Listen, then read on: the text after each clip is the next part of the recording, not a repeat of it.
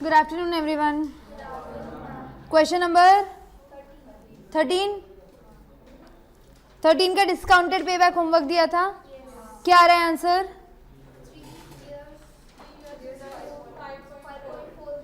5.4 आ रहा. सबका किए क्या? होमवर्क नहीं किए? हाँ, ऐसा कुछ सुनना चाहती थी मैं. समथिंग. हाँ, वेरी गुड, प्रिसाइज आंसर है. गाइस पीछे वाले क्या 6? 8.6 की सिर्फ 6? 3.6 आ रहा. कुछ तो झोल है. यही था ना, बस इसको ही तुमको एडिशन करना था ना. मेरे को ही करना पड़ेगा. क्यों होमवर्क देती मैं? क्यों? हाँ तो फिर ऐसे बोलो ना. अच्छा वो तूने बोला. बाकी के लोग देखो. ये वाला है क्या? मैंने सॉल्व किया था ना 13, 14.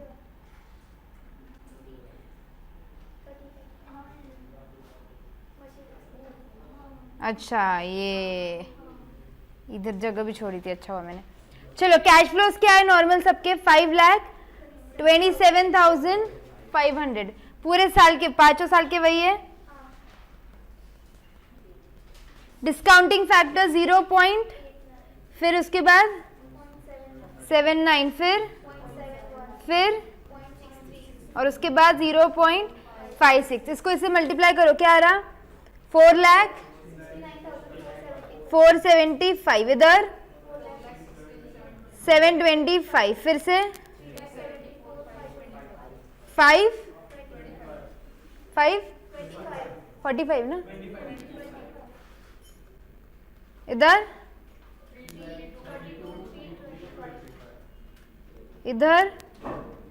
2,04,00,000. आलसी पूरा नहीं की ना.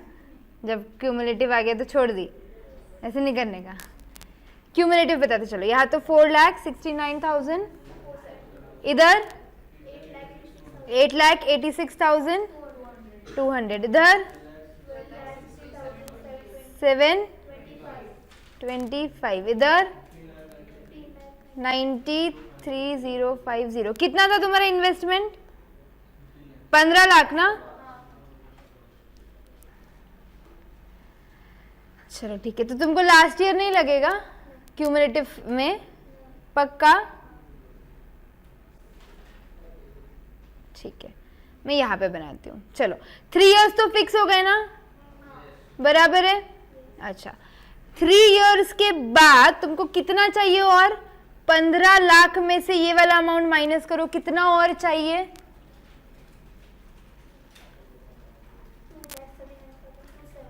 2,39,275. और इतना चाहिए. अच्छा 3,32,325 पूरे साल भर की इनकम है. 3,32,325. तो 12 महीने की कितनी होगी? 27,693. क्या? अब ये अगर एक महीने की इनकम है तो 2,39,275 कितने महीने की इनकम है? कितना है श्रद्धा? वही तो.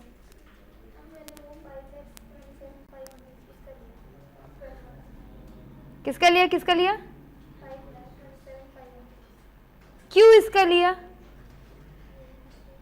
तुम्हारी महबूब क्या गलती हुई थी? 4 डेसिमल से ये मिस्टेक. महीनों में इतनी थोड़ी होंगी. हाँ सच्ची में डेसिमल से इतना मिस्टेक नहीं होगा. एक बार रीचेक करो तुम्हारे कैलकुलेशन. और किसके आ रहे थे यही आंसर? ये नहीं, तुम्हारे जो 3.6 आ गए थे. कैसे आ गए थे? हाँ वो भी गलत है. कैसे आ गया था? नंबर्स प्रैक्टिस करनी पड़ेगी. ये चैप्टर की सिंपल है, बस प्रैक्टिस में जाएंगे. तो कितना आ रहा है फिर ultimately? 8.6. Are we all settling on this? पक्का? अच्छा तो क्या आंसर है फिर? 5 इयर्स 8.6 3 आ रहे क्या? ये डेसिमल से हो सकता है क्योंकि मैंने थोड़े ज्यादा डेसिमल लिए. हाँ 3 years 8.6 months। डन। लिख लो, चलो जिन जिन के रॉन्ग थे एक बार लिख के ले लो। अब टेस्ट कब है तुम्हारी नेक्स्ट? इतना क्यों गैप दे दिया था यार मैंने? अच्छा, थोड़ा ज़्यादा दे दिया। कैसी चल रही पढ़ाई रेशियोज की? कर रहे कि पढ़ाई चालू नहीं की? करो पढ़ाई स्टार्ट, ऐसे नहीं चलेगा।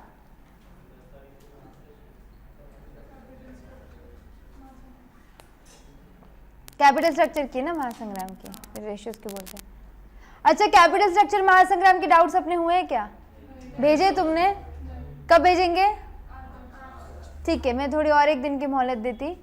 कल कितने बजे तक? रात में 10 बजे तक मेरे को सबके डाउट्स आने मांगते, ईच एंड एवरीवन। और किसी एक ने भी डाउट नहीं भेजा,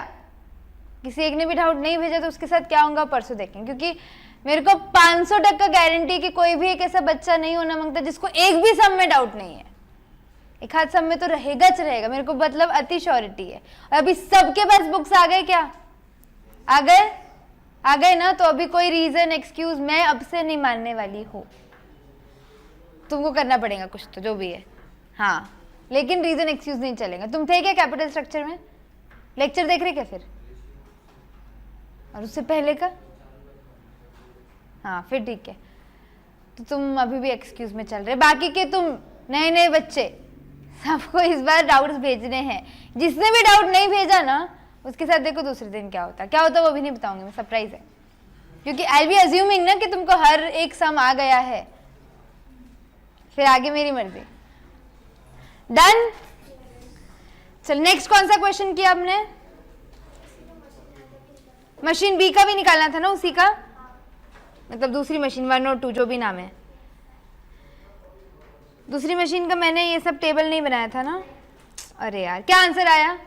3 अब सही बोली, 3 years 6.4। सबको आया क्या? Do I need to calculate it? पक्का? प्रॉमिस? चलो फिर 14 तो हो गया था अपना, वो तो चिल्लर था यार, क्या ही था वो।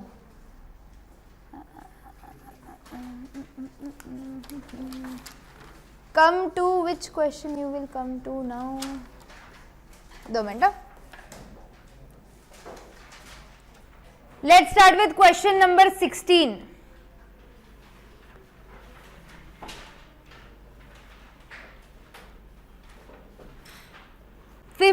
को स्क्रैप कर दो।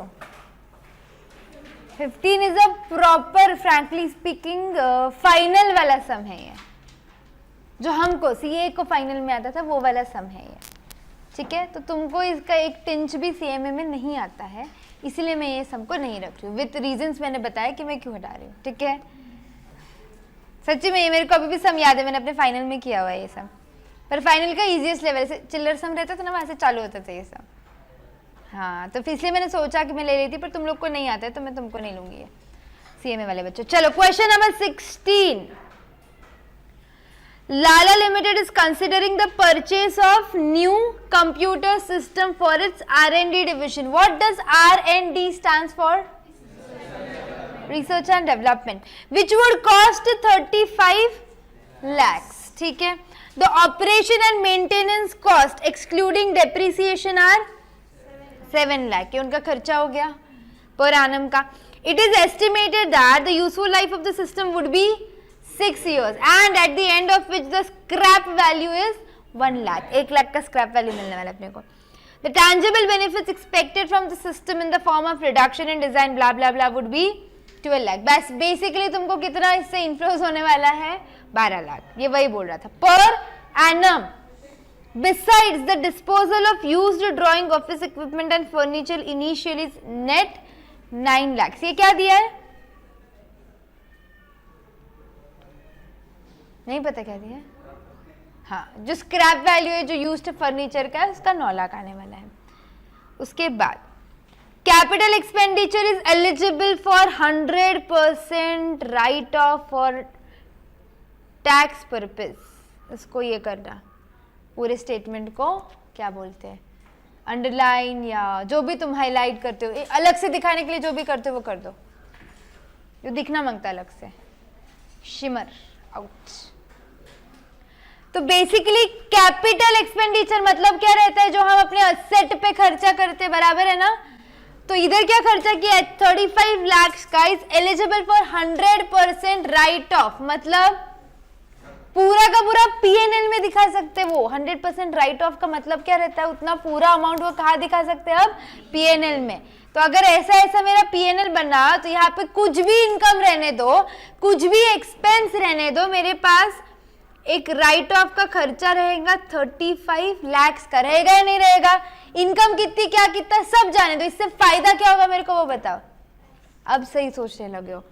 मेरा टैक्स जो है ना 35 लाख की वजह से कम होएगा कि नहीं होएगा, क्योंकि खर्चा उतना कम हो गया ना, अभी खर्चा उतना बढ़ गया ना। 100 लाख की अगर इनकम है तो 35 के वजह से अभी तुम्हारा टैक्स कम इनकम पे चार्ज होगा। तो तुमको यहाँ पे क्या मिल रहा है, 35 लाख के वजह से टैक्स बेनिफिट मिल रहा है, समझे क्या। वो टैक्स बेनिफिट अपने को ऐड करना पड़ेगा, वो भी कौन से साल में करेंगे, फर्स्ट ईयर बेटा। ये देखो कहा गया, ये capital expenditure in R&D is eligible for 100% right of for tax purposes. इसका मतलब क्या रहता है कि ये तुमको पहले लास्ट में ही करना है, तो डेप्रिसिएशन ही है ना, फिर हर साल थोड़ा थोड़ा करके डेप्रिसिएशन ही हटाओ ना। अगर वो 100% चार्ज करने दे रहा है तो तुमको इनिशियली दे रहा है, ठीक है। चलो आगे, the gains arising from disposal of used assets में बी कंसिडर्ड टैक्स फ्री, ठीक है। The companies tax rate is 50%, तो कितने का बेनिफिट मिल रहा है अपने को, ये 35 लाख की वजह से 35 लाख का 50%, और उतने से खर्चे कम होता है ना, है ना, हाँ। एंड कॉस्ट ऑफ कैपिटल यानी डिस्काउंटिंग फैक्टर कितना है, 12%।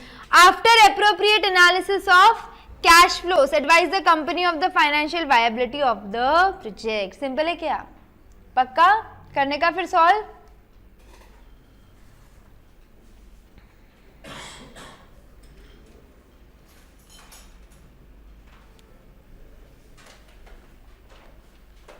क्वेश्चन नंबर 16,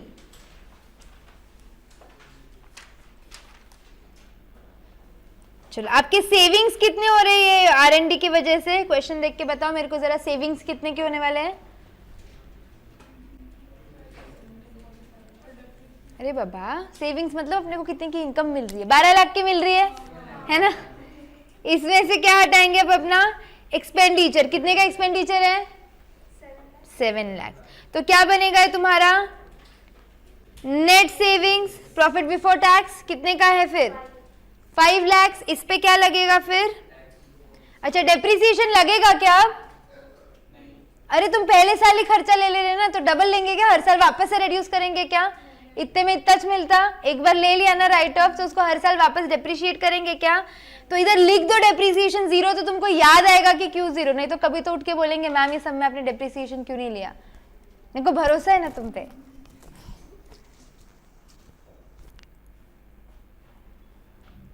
तो यहाँ पे क्या आ जाएगा, PBT कितना है ये 5 लाख। इसमें से क्या हटाएंगे, tax at the rate of, तो क्या हो जाएगा ये 2.5 लाख। तो क्या आ जाएगा PAT कितना है 2.5 लाख। अब इसमें हम कुछ ऐड करेंगे क्या, बट है क्या ऐड करने को, पर मैं क्यों लिख रही, हाँ तुम सवाल करेंगे, सही सही बोलो ना, तुम बाद में सवाल करेंगे इसलिए मैं अभी लिख रही। Therefore CFAT 2.5 lakh. समझा कैश फ्लोज, कैश फ्लोज कैसे आए। चले आगे, पक्का। देशपांडे बहुत गम में लग रहे, कौन से सोच में है। चलो अच्छा, हमको कुछ स्क्रैप वैल्यू मिलने वाला था ना, हाँ 6th ईयर में स्क्रैप वैल्यू मिल रहा है, तो 6th ईयर की इनकम चेंज होंगी ना। देखो बाकी हर साल 2.5 रहने दो, 6th ईयर में क्या होगा जाके 2.5 प्लस 1 कितना होने वाला है ये? हाँ चलो अब इसका वो बनाओ अपना एनपीवी निकालो फटाफट से,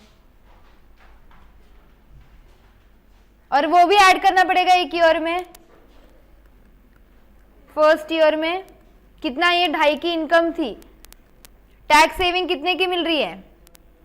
पीएनएल बनाओ ऐसा, 35 लाख का खर्चा है, उस पर टैक्स कितना रहेगा? 50%। टैक्स टैक्स टैक्स 50%, तो 50% का बचाव मिला ना, तो 50 लाख का 50% 17 लाख 50, तो फर्स्ट ईयर का कैश फ्लो कितना रहेगा? 20 लाख। फिर सेकेंड ईयर का 2.5, फिर थर्ड का 2.5, फोर्थ का 2.5, फिफ्थ का 2.5 और सिक्स्थ ईयर में 3.5। 6 साल के बाद और क्यों नहीं ले रहे? मशीन खत्म हो गई, बेच दी ना, स्क्रैप वैल्यू भी ले लिया अब उसका, अब क्या करेंगे? जान ले ली, फिर भी तुमको उससे पैसा कमाना है। चलो ये लिखो फटाफट से, एनपीवी निकालो। आया आंसर? चलो करूं मैं सॉल्व अब। तुमने कितने डेसिमल लिए? I guess I have to solve this now. सबका इतना लॉस आया? कितने साल लिए? Cash flow, discounting factor, discounted cash flow. Year कौन सा है? 1। कैश फ्लो कितना है? 20। ईयर 2 का कैश फ्लो 3 का, 4 का, 5 का, 6 का। डिस्काउंटिंग फैक्टर्स बताओ। 0 पॉइंट, फिर 0 पॉइंट, फिर हाँ, फिर यहाँ पे फिगर 17 आया। हाँ 17 पॉइंट, यहाँ पे बोलो जल्दी जल्दी। 1.975 इधर, 775 इधर, 575 इधर, और यहाँ पे ग्रेट इधर 26,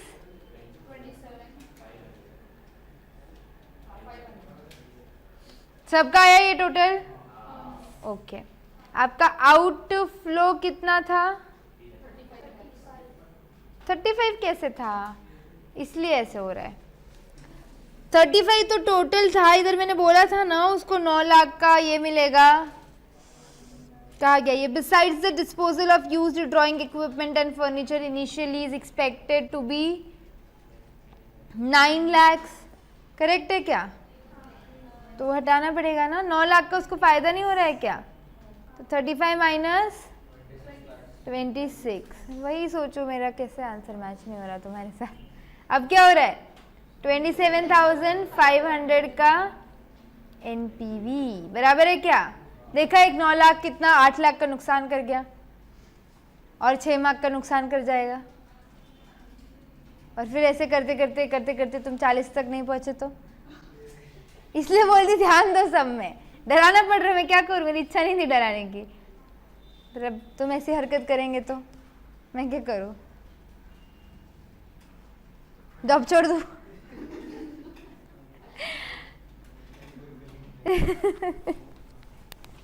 डन क्या? लिखा सही आंसर सबने?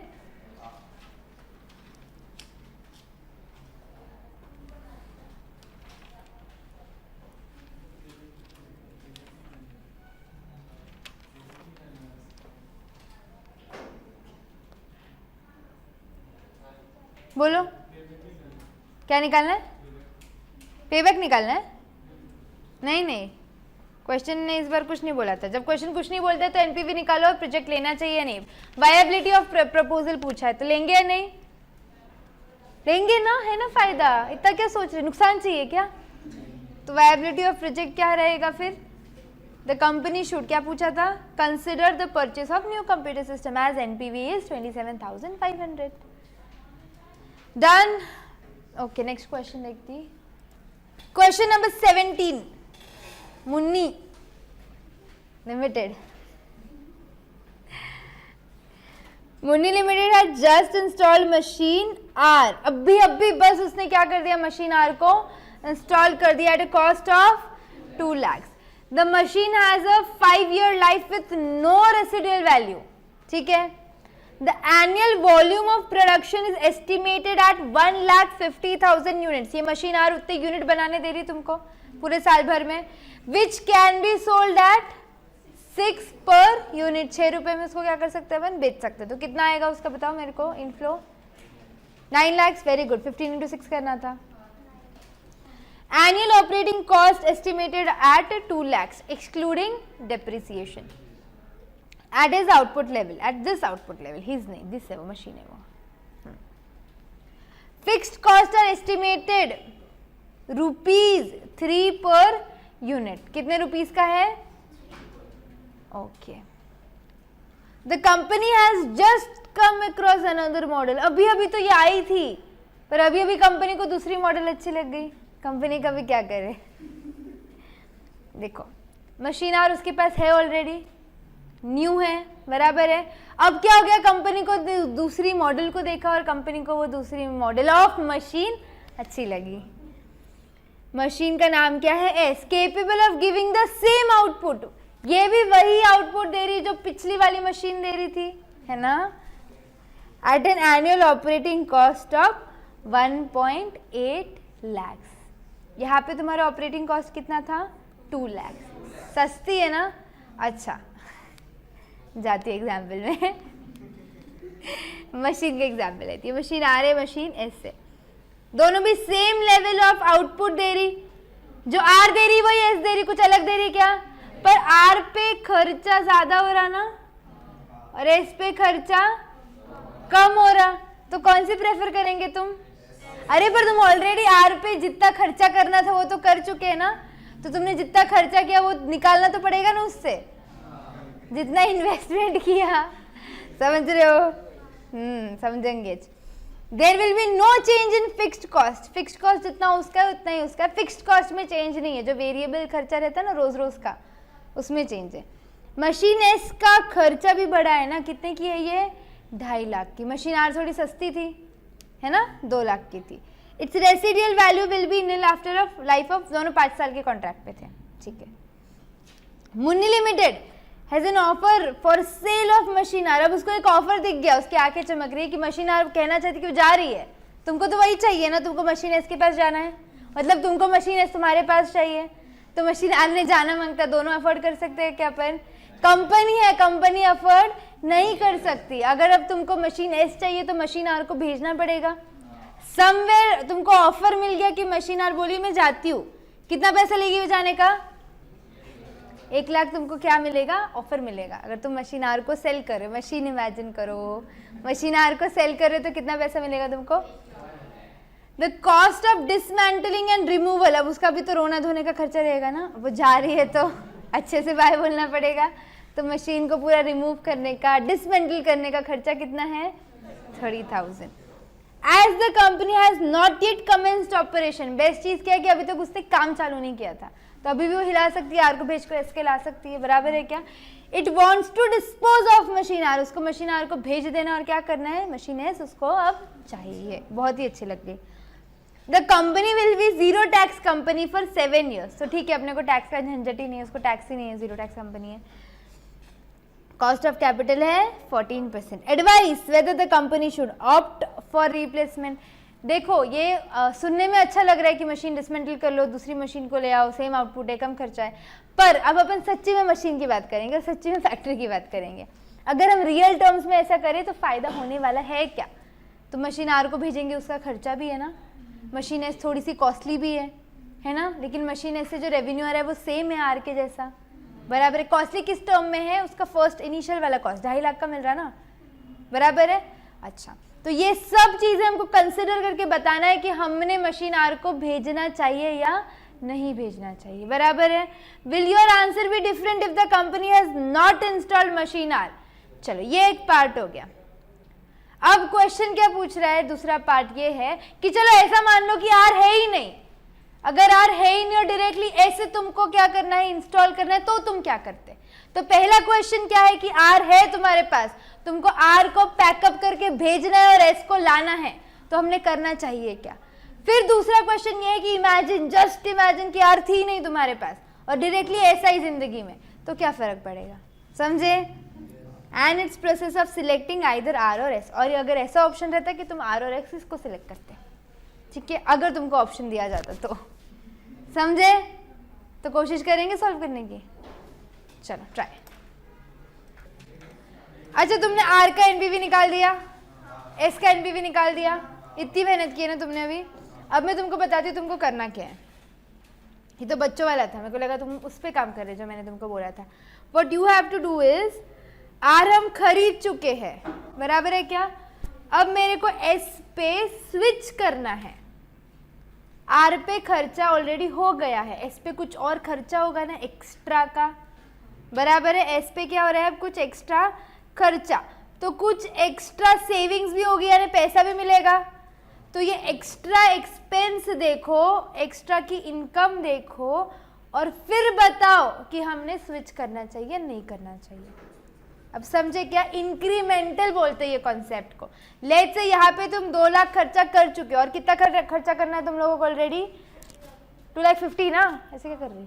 30,000, 2.5 लाख का खर्चा है, बराबर है क्या? तो अब तुमको एक्स्ट्रा कितना, 2.5 लाख तो पूरा ही करना पड़ेगा ना, वो थोड़ी कि 2 उधर किया था तो 50,000 ही भरेंगे, है ना? तो 2.5 लाख का खर्चा हो रहा है, तो उस चक्कर में सेविंग कितने हो रहे वो देखो। फिर कितने सेविंग हो रहे? नहीं रे,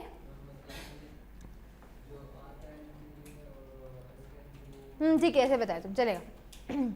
अब तुमको क्या देखना है कि उसका रिप्लेसमेंट का कॉस्ट कितना है और उसको रिप्लेस करने से इनकम कितनी मिल रही है, और फिर मेरे को बताएंगे आप स्विच हो रहा है या नहीं।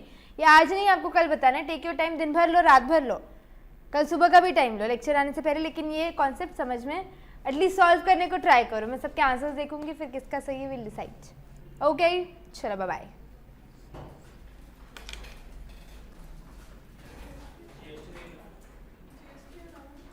Good evening everyone. Question number 17, Munni नहीं आई ना आंसर इसका, तुमको आरएस का देखने दो मेरे को। अच्छा, तुमने नॉर्मल ईबीआईटी भी निकाला या नहीं निकाला है?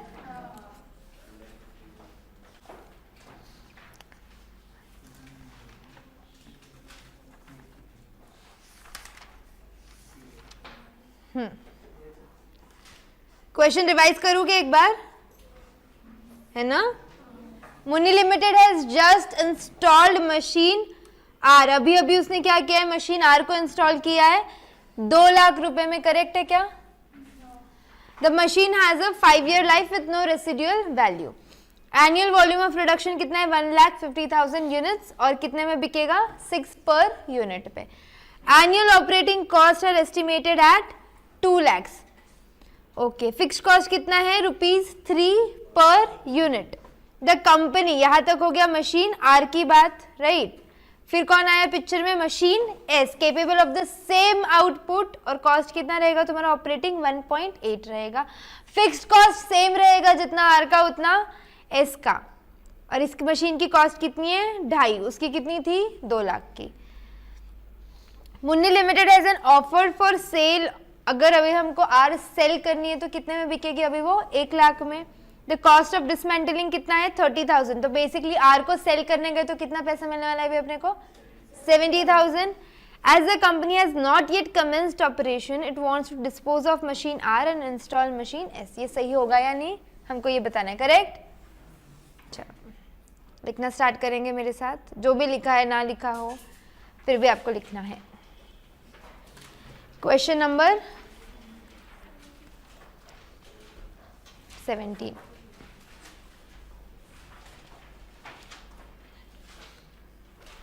वर्किंग नोट 1, अपन एक बार अज्यूम कर लेंगे कि फिलहाल उसके पास कोई भी मशीन नहीं है, जस्ट ईबीआईटी निकालने के लिए, ठीक है? Let us assume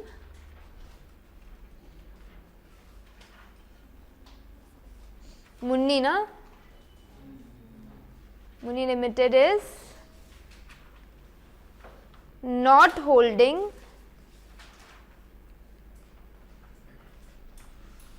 any of the machines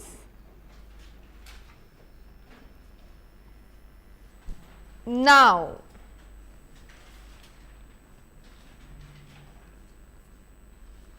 it has to choose among R and S. Machine R और S के बीच में अभी उसको चूज करना है. फिलहाल के लिए ये सिचुएशन बनाते हैं अपन. लिख दिया working note. Particulars machine R, machine S. ये ऊपर का नोट हो गया था लिख के सबका. हाँ लिख लो लिख लो. डन सबका. चलो machine R and machine S. सबसे पहले क्या निकालेंगे उनके अपन? सेल्स निकालेंगे. सेम है क्या? कितने यूनिट्स है? 1,50,000 at the rate of rupees 6. तो 1,50,000 इंटू 6 9 lakhs. कैसे निकाला? यहाँ पे लिख देना 1,50,000 इंटू रुपीज 6.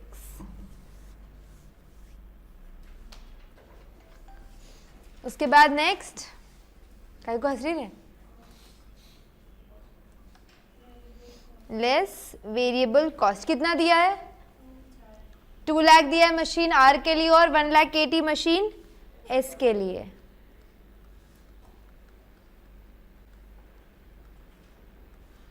तो क्या आएगा यहाँ पे फिर? कंट्रीब्यूशन.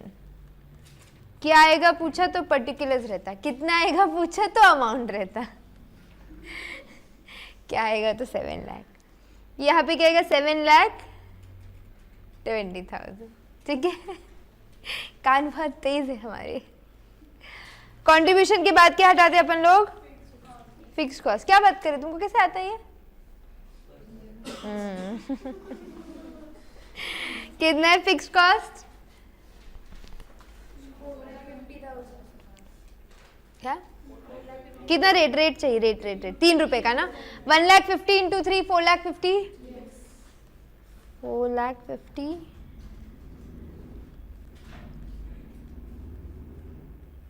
ठीक है.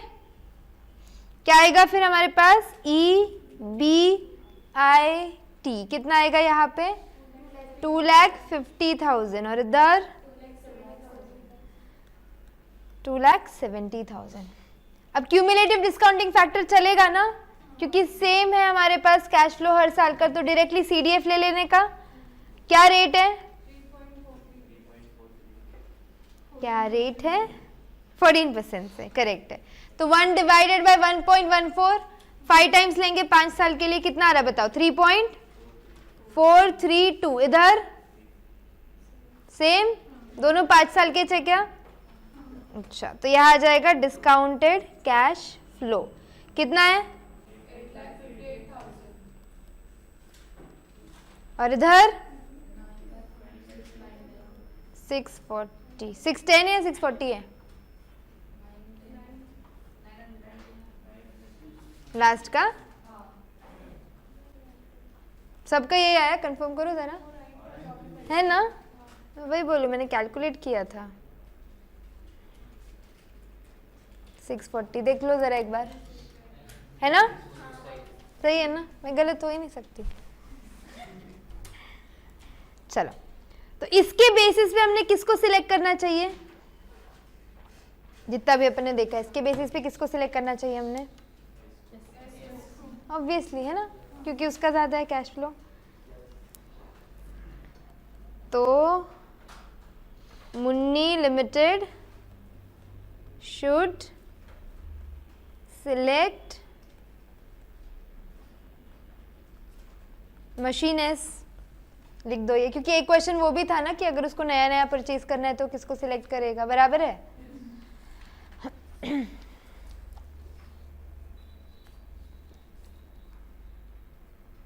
लिखे क्या? लो आगे. चलो वर्किंग नोट 2. ये ऐसा सिचुएशन बनाएंगे अभी अपन कि उसके पास R ऑलरेडी है और उसको अब S को खरीदना है. तो Munni limited is already holding machine R and wants to decide whether to continue or switch to machine S, कि वो आर के साथ कंटिन्यू करे या वो एस को स्विच मार दे, एस के लिए स्विच मार दे। समझे क्वेश्चन? ठीक है, चलो वापस से वही पर्टिकुलर्स और अमाउंट, दो ही कॉलम बनेंगे यहाँ पे। ये लिख दिया क्या सबने? लिखा? चलो पर्टिकुलर्स और अमाउंट। सबसे पहले अगर अभी हम एस खरीदने गए तो कितना कॉस्ट लगने वाला है हम लोग को? एस खरीदने गए तो कितना कॉस्ट लगने वाला है? 2,50,000। तो हम निकाल लेंगे कॉस्ट ऑफ मशीन एस, कितना है ये? 2,50,000। Thank you. अच्छा, इसमें कुछ NRV भी है मशीन आर का, 1 लाख में बिक रही ना वो, लेकिन उसमें से 30,000 खर्चा होने वाला है ना, तो अपने को फायदा भी होगा ना, तो ये मशीन से कट कर सकते अपन उतना अमाउंट, बराबर ना। तो NRV कौन सी मशीन का? ये मशीन आर का कितना है? 1 लाख में से 30,000 हटा दो तो कितना होगा ये? तो बेसिकली अब आपकी ये मशीन एस कितने में आने वाली है? इसको हम बोलेंगे नेट रिप्लेसमेंट कॉस्ट। 1,80,000 आ गया सबका? पक्का? अच्छा, अभी उसके रेवेन्यूज देखो, इंक्रीमेंटल, तुमको दोनों में अभी हम कौन सा अप्रोच लगा रहे हैं? इंक्रीमेंटल अप्रोच लगा रहे हैं। आर और एस में फर्क क्या है? अभी इनकम वाइज देखो, कॉस्ट वाइज तो अपन ने देख लिया। EBIT आर से कितना मिल रहा है? 2,50,000। एस से कितना मिल रहा है? तो कितना ज्यादा मिल रहा है? 20,000। इसको हम क्या बोलते हैं? Incremental revenue. मतलब आर में जो मिल रहा था वो तो मिल ही रहा है, एक्स्ट्रा और कितना मिल रहा है अपन ये देख रहे हैं यहाँ पे, क्योंकि एक्स्ट्रा खर्चा निकाला ना मैंने, 1,80,000 का एक्स्ट्रा खर्चा लगने वाला है अभी अपने को, तो एक्स्ट्रा की रेवेन्यू कितनी हो रही है अभी अपन वो देख रहे हैं। समझे? कितनी रेवेन्यू हो रही है हम लोग को? 20,000 ना। Incremental CF 80, 2,80,000 minus 2,50,000। समझे? 70 है, हाँ ठीक है। तो ये कितना आ गया? 20,000। तो एक्स्ट्रा खर्चा 1,80,000 का है, एक्स्ट्रा इनकम 20,000 की है, बराबर। लेकिन 20,000 को आज के लिए वैल्यू में लाना पड़ेगा ना, क्योंकि तुम आज 1,80,000 खर्चा करेंगे तो प्रेजेंट वैल्यू में लाना पड़ेगा उसको। डिस्काउंटिंग फैक्टर सेम रहेगा क्या? 5 साल सेम रहेगा, 3.432। बताओ ये प्रेजेंट वैल्यू कितना आया फिर ऑफ कैश फ्लो? 20,000 इंटू 3.432, बताओ करना चाहिए? करेंगे ना? Very good. हमको कुछ लोगों का ऐसे कॉन्सेप्ट है पॉजिटिव वैल्यू आ गया तो करेंगे, नहीं ऐसे बेवकूफ जैसे आंसर नहीं करने का। 1,80,000 आज खर्चा कर रहे हैं, 5 साल तक टोटल मिला के इनकम कितनी मिलने वाली उसकी जगह तुम लोग को 68,000। तो जस्ट बिकॉज वो नहीं हम खर्चा करेंगे क्या उस पर? नहीं, हमको ये सब एनालिसिस करना है। मशीन एस को खरीदेंगे क्या अपन? उसकी 20,000 से इनकम जरूर ज्यादा है, 20,000 से पर ईयर ज्यादा है ना, लेकिन उसके पीछे कुछ खर्चा भी तो ज्यादा है कि नहीं है? और वो खर्चा उतना रिकवर करके दे रही है क्या वो मशीन? तो हम स्विच करेंगे क्या? ये आंसर आया था किसी का? झूठे। क्या ये तुमने मेरे को वैल्यूज नहीं बताए थे? मैंने क्या बोला? मेरे को लिखा हुआ चाहिए ये अमाउंट। हाँ दिखाओ, सच्ची दिखाना पड़ेगा। ये अमाउंट 68,640। हाँ फिर ठीक है, भरोसा कर लेती हूँ। क्यों कट करते जब तक मैं डिसीजन ना दूँ? हे भगवान। तो हम क्या लिख देंगे? Do not switch from R2S, मैंने बोला ना ओल्ड इज गोल्ड, समझाया था मैंने उस दिन। तो मैं ऐसे स्विच मारेंगे नया नया माल देख के तो चलेगा नहीं।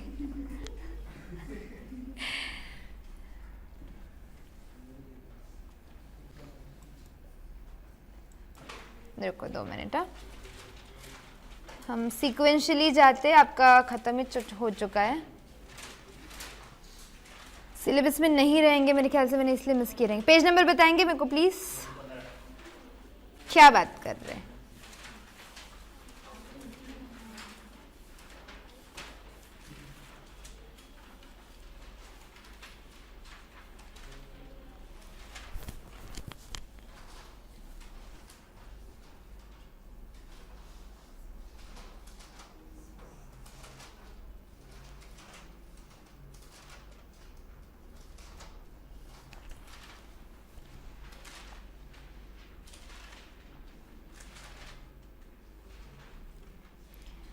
अच्छा, क्वेश्चन नंबर 1 क्रॉस कर देना,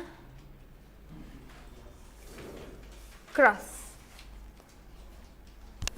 1 के बाद बताओ नेक्स्ट। क्वेश्चन नंबर 5 भी क्रॉस करेंगे, आप लोगों को एप्लीकेबल नहीं है। नेक्स्ट कौन सा है बताओ?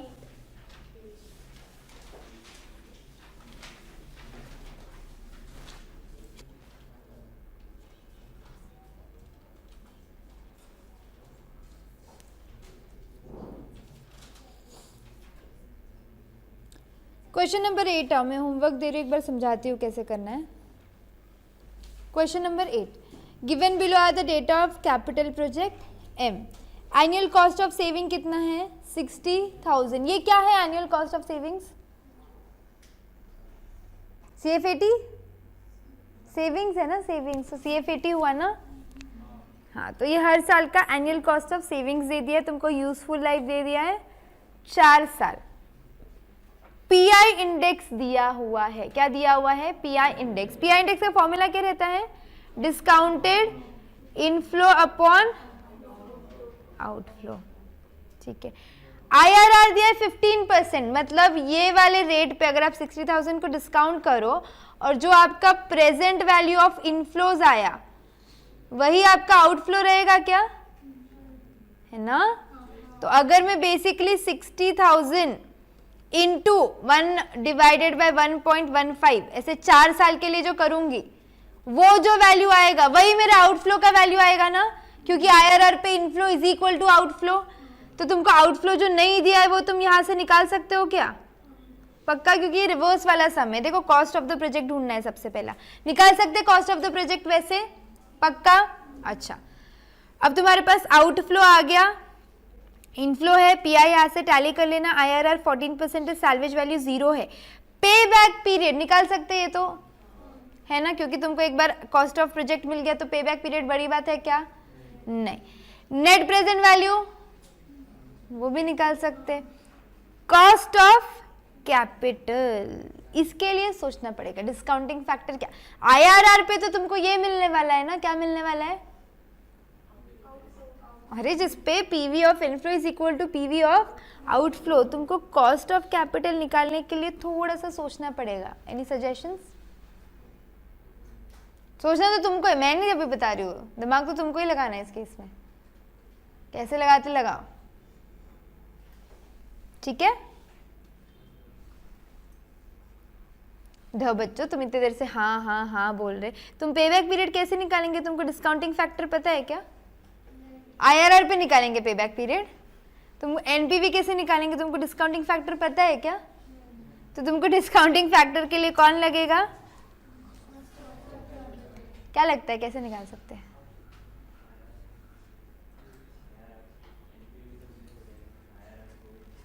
तो वो तो एनपीवी 0 आईआरआर पे ना। एक बात समझो, तुम्हारे पास पीआई इंडेक्स दिया है, PI index is equals to inflow upon, तो इनफ्लो आउटफ्लो तो दोनों मिल रहा है क्या तुमको? नहीं, तुमको आउटफ्लो मिल गया आईआरआर से, क्योंकि आउटफ्लो का वैल्यू चेंज नहीं होगा irrespective of the discounting factor. Outflow का वैल्यू है, पीआई का वैल्यू है, तो इनफ्लो नहीं निकाल सकते। इनफ्लो निकाल लिया तो तुम्हारे पास पेबैक पीरियड भी आ जाएगा। अच्छा, इनफ्लो निकाल लिया तो तुम एनपीवी नहीं निकाल सकते क्या? क्योंकि आउटफ्लो का वैल्यू भी है और इनफ्लो का वैल्यू भी है। तुमको दिमाग लगाना है कॉस्ट ऑफ कैपिटल के लिए, पर somehow you have to क्या बोलते, जितना दिमाग लगा सकते लगाओ, लेकिन क्वेश्चन नंबर 8 सॉल्व करो, ठीक है। मैं तो उसको एनीवेज लेने वाली हूँ, लेकिन आफ्टर योर रीजनेबल एक्सेप्टेंस कि तुम लोगों ने सही दिमाग लगाया, तुम ऐसे ही आ गए कि नहीं नहीं आया तो नहीं चलेगा, तो मैं छोड़ दूंगी सब। तुम जितने जल्दी उम्मीद में छोड़ देंगे कि तुमको नहीं आया, मैं भी छोड़ दूंगी, मेरे को भी नहीं आता है, आई एम सॉरी। तो प्लीज इसको दिमाग लगाओ, एटलीस्ट तुम लोगों को नहीं कुछ तो कॉस्ट ऑफ द प्रोजेक्ट, पे बैक पीरियड, एनपीवी आ जाने चाहिए। कॉस्ट ऑफ कैपिटल के लिए मैं देख लूंगी, ठीक है, हाँ कर लेंगे। क्वेश्चन नंबर 8 छोड़ना नहीं है। 8 के बाद कौन सा है फिर तुम्हारा, सब हो गए। एक मैंने जो एडिशन करके दिया है क्वेश्चन नंबर 18, चलो आ जाओ।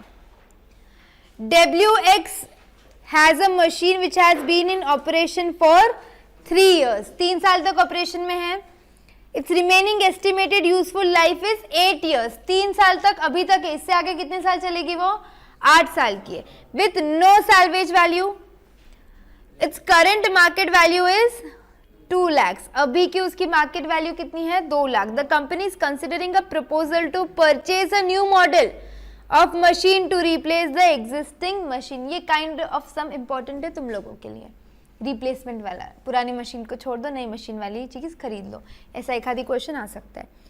The relevant information is as follows, cost of the machine कितनी है, ये एग्जिस्टिंग की बात कर रहे हैं वो, और ये न्यू वाली की। एस्टिमेटेड लाइफ इसकी तो टोटल 11 है ना, जिसमें से 3 कट चुके हैं, 8 बचे, और इसकी भी 8, यानी आज से कंपेयर किया तो दोनों मशीन की लाइफ 8-8 होगी ना, क्योंकि 3 साल हो चुके हैं उसके भी। सैल्वेज वैल्यू इसकी नील है, इसकी कितनी है 40,000। आउटपुट दे दिया तुमको यूनिट्स में, सेलिंग प्राइस सेम है, एनुअल ऑपरेटिंग आवर्स दिए हैं, मटेरियल कॉस्ट दिया है, लेबर कॉस्ट दिया है, इनडायरेक्ट कॉस्ट, कैश कॉस्ट दी हुई है, यानी कोई और खर्चा होगा। The company follows the straight line method of depreciation. The corporate tax rate is 30% and WX Limited does not make any investment if it yields less than 12%. Present value तुमको देके रखी है उसकी, देखो 8th year की 0.04. Required advice WX whether the existing machine should be replaced or not. Low try करना चाहते हो सेम इंक्रीमेंटल अप्रोच से, 2 मिनट लो, ट्राई करने की कोशिश करो, फिर मैं कराऊंगी। चलो क्वेश्चन नंबर 18 तुमसे ना हो पाएगा, आखिरी क्वेश्चन को भी तुम क्विट कर रहे हो, very bad.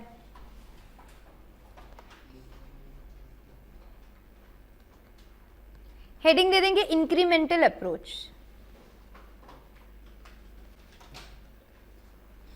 Incremental approach, incremental approach में सिर्फ कितना ज्यादा आ रहा है और कितना ज्यादा जा रहा है वही देखेंगे। जब भी कंपैरिजन आएगा 2 मशीन्स के बीच में, तो हम क्या पॉइंट ऑफ व्यू से देखेंगे कि मशीन लेट्स से ए और बी है, ए में तो तुम 10,000 का खर्चा करने ही वाले हो, बी में एक्स्ट्रा कितना करना पड़ रहा है 2 का, तो सिर्फ एक्स्ट्रा खर्चा और एक्स्ट्रा इनकम ही देखो। क्या देखेंगे तुम, सिर्फ एक्स्ट्रा खर्चा और extra income. Incremental approach, particulars column बनाओ,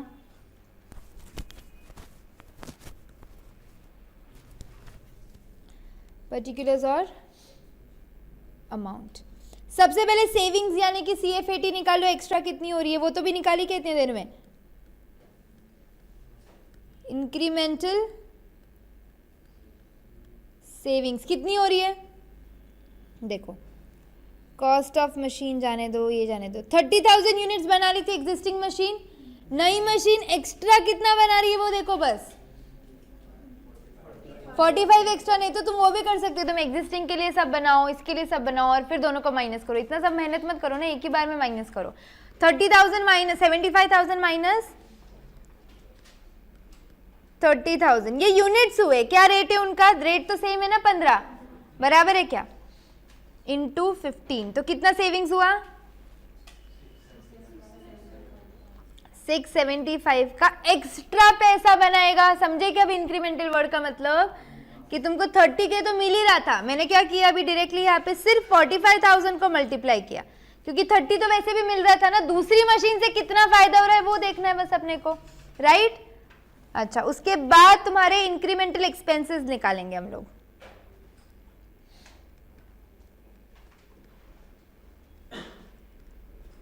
इंक्रीमेंटल एक्सपेंसेस, मटेरियल में खर्चा होगा पहले तो कुछ, देखो 45 यूनिट्स ज़्यादा लग रहे तो 45 यूनिट्स का खर्चा सब पे ज़्यादा होगा ना, जैसे तुमने पैसे तो कमा लिए। मटेरियल कॉस्ट कितनी है, 4 रुपये ही है, तो पहले 30,000 पे 4 लगते थे, अब कितना लगेगा 75,000 पे 4, तो बेसिकली मैं वापस से सिर्फ इंक्रीमेंटल कॉस्ट लूंगी, 45,000 इंटू 4 4 कितना आएगा, करेक्ट है 1,80,000। उसके बाद क्या है तुम्हारा लेबर का,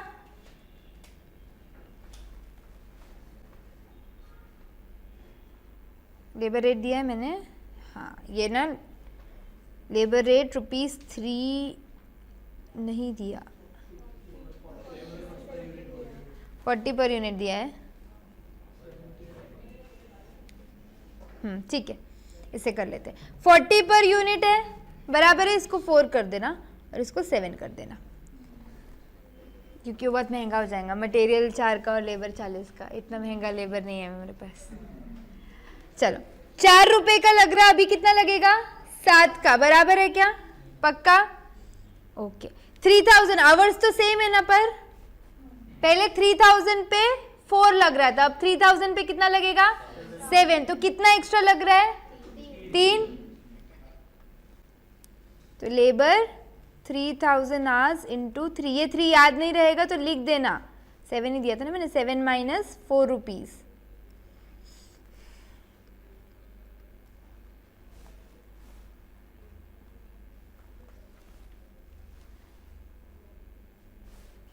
डन। नेक्स्ट कौन सा खर्चा है फिर, कैश एक्सपेंस, कैश कॉस्ट है ना कुछ, इनडायरेक्ट कैश कॉस्ट पहले 50,000 अब कितनी की है 65, तो कितना एक्स्ट्रा ही है, हाँ करेक्ट 9,000 है,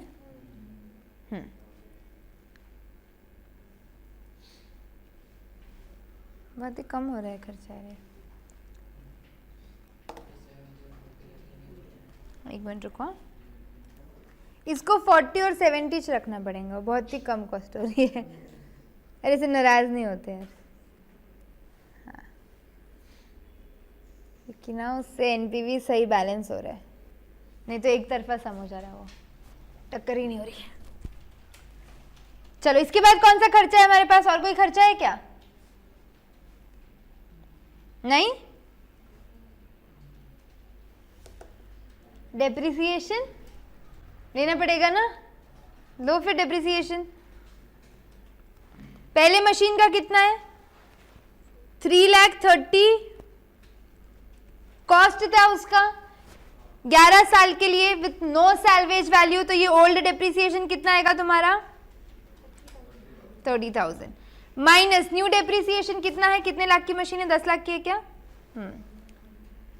10 लाख की मशीन है, सैल्वेज वैल्यू कितना है 40,000 और कितने साल के लिए 8 साल के लिए, तो कितना डेप्रिसिएशन आ रहा 1,20,000, तो पहले 30 लगता था, अब कितना लग रहा है डेप्रिसिएशन 1,20,000, तो कितना ज्यादा लग रहा है, बहुत 90,000। अब खर्चे सब खत्म हो गए क्या, हो गए ना खत्म, अब थोड़ी कुछ बचा है, बताओ एक्सपेंस, बताओ एक्सपेंस कितना आया ये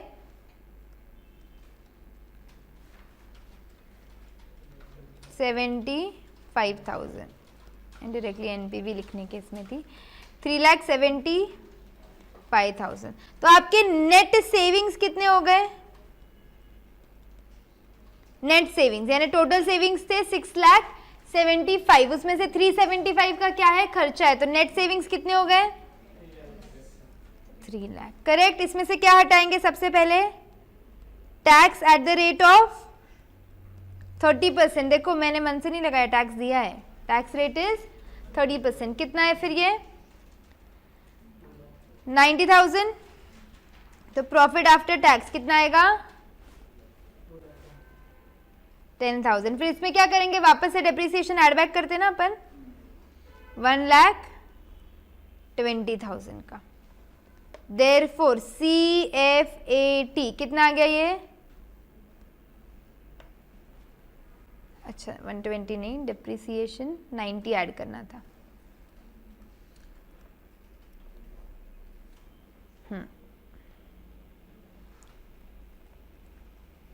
जहाँ पे गाड़ी रुकी थी वही आ गए वापस 3 लाख पे, है ना। ये आपका क्या आया CF80। अभी क्या करना पड़ेगा, इसको डिस्काउंटिंग फैक्टर से निकाल के अपने को डिस्काउंटेड कैश फ्लोज। ये स्टेटमेंट सबने लिख लिया क्या, देख लो जरा, ये सब लिखा पक्का, देख लो लो फिर आगे चलो एनपीवी बनाते हैं। Your cash flow, discounting factor और डिस्काउंटेड कैश फ्लो। क्या क्या ईयर है, एक 1 to लेके 8 ईयर्स। कैश फ्लो कितना है उसका, क्यूमुलेटिव ले लेंगे ना डायरेक्टली।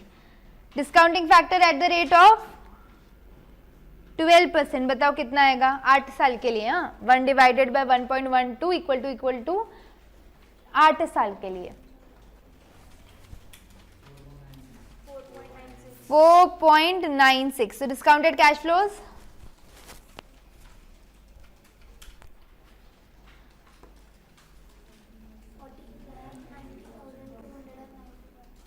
14,90,88 ना। तू तेरे कैलकुलेटर बदलने में बोल रही देखो, ऐसे चलेगा ऐसे। मैंने 2 डेसिमल लिखे ना, ठीक है। और कुछ हो रहा है क्या, और कोई इनकम है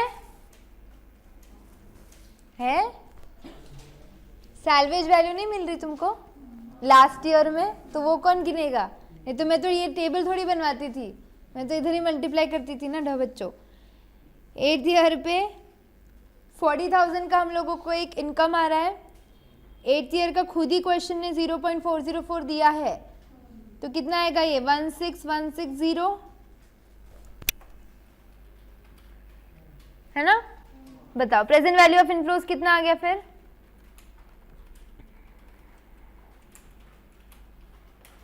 $15,04,160।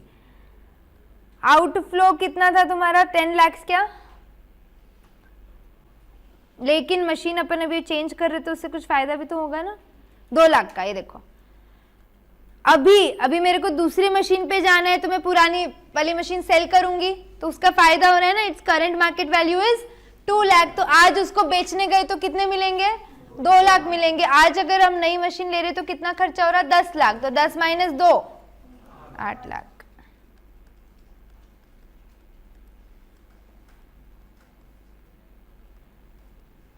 तो तुम्हारा एनपीवी कितना आया, ये क्लियर। तो हमने स्विच करना चाहिए ना, फिर पॉजिटिव एनपीवी है।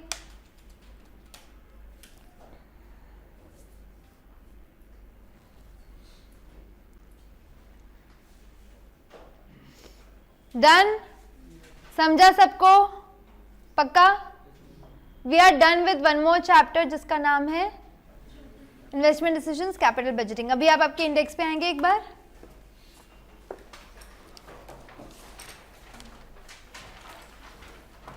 चैप्टर 1 हो गया scope and objectives of FM, इसमें सिर्फ टाइम वैल्यू का क्वेश्चन था। चैप्टर 2 जो होता है वो थ्योरी होता है जो हम करेंगे लेकिन लेटर ऑन, अभी थ्योरी लर्न नहीं होती है। 3 लेवरेज था जो मैंने करवा दिया है। 4th कॉस्ट ऑफ कैपिटल था अपना, हो गया है। 5th कैपिटल स्ट्रक्चर वो भी हो गया। 6th डिविडेंड डिसीजन वो भी हो गया क्या। 7th वो भी हो गया, अरे वाह। 8th जो अभी अपनी खत्म किया जस्ट इन्वेस्टमेंट डिसीजंस, ये भी हो गया। एक लास्ट चैप्टर बचा जिसका नाम है वर्किंग कैपिटल मैनेजमेंट। मेरे को टेस्ट का भी जरा बताओ। इस पे तो कोई टेस्ट होती नहीं है फर्स्ट चैप्टर पे, कॉन्सेप्ट बेस्ड था। तुम चाहिए तो मैं उस पर भी 2 टेस्ट ले लेती, पर उसका महासंग्राम नहीं है। थ्योरी हम करने ही बाद में वाले हैं। लेवरेज की दोनों टेस्ट हो गई क्या, क्लास बुक और महासंग्राम दोनों डन है। कॉस्ट ऑफ कैपिटल की भी दोनों टेस्ट हो गई है। महासंग्राम के डाउट्स भी हो गए, करेक्ट है क्या। कैपिटल स्ट्रक्चर के आज ही खत्म हुई महासंग्राम के टेस्ट इसकी, बराबर है क्या। अभी डिविडेंड डिसीजन के दोनों हो गए, विद डाउट सब सॉर्टेड है यहाँ तक। अब तुम्हारी टेस्ट रेशियो पे बची है 2 और इन्वेस्टमेंट डिसीजंस पे बची है 2। रेशियो पे टेस्ट कब है तुम्हारी? 14 को टेस्ट रखी मैंने। Oh my my, 14 Feb the lovely day. और इसकी महासंग्राम की टेस्ट कब है? 18। आगे दिया है क्या मैंने? अच्छा, इन्वेस्टमेंट डिसीजंस पे टेस्ट फिर 21, 18, 19, 20, 21, 22 फेब को इन्वेस्टमेंट डिसीजंस पे टेस्ट है। 22, 23, 24, 25, 26, 27, हाँ एक एक्स्ट्रा दिया मैंने, 27 को इन्वेस्टमेंट डिसीजंस के महासंग्राम पे टेस्ट होगी, करेक्ट। वर्किंग कैपिटल तुम डिसाइड करेंगे एक और चैप्टर होने के बाद, ठीक है। तो अपने हर चैप्टर के टेस्ट हो रहे हैं, तो आई थिंक सो आपको कॉन्फिडेंस है जितना हमने किया उस पे 10, 15, 20 तक का तो है ना, बाकी का प्रैक्टिस से आ जाएगा। अच्छा ठीक है, अभी तुम लोग का रेशियो का पढ़ाई चल रहा है क्या? मैंने बहुत टाइम नहीं दिया रेशियो को क्या? 11, 12, 13